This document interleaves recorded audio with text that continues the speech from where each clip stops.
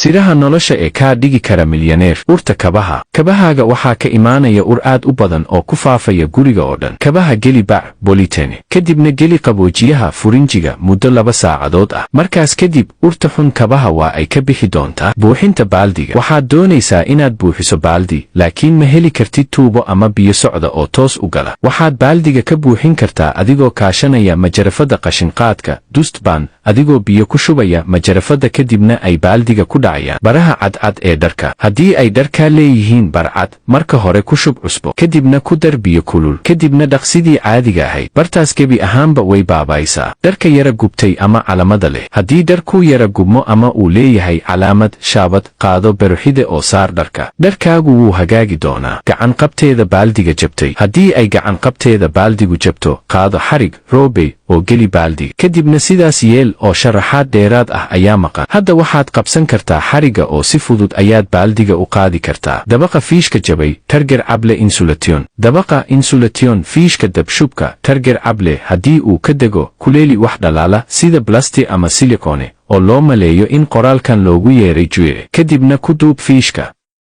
Fiishku wuu daboolmi doonaa, waxa uu samaysmi doona insulation. Rinjiga gacmaha. Gacmahaaga ku mari saliid yar ka hor intaadan gidaarka rinji ku shubin. Markaas kadib gacmuhu si fudud ayay ku nadiifmi doonaan, rinjigu si sahlan ayuu uga bixi doonaa.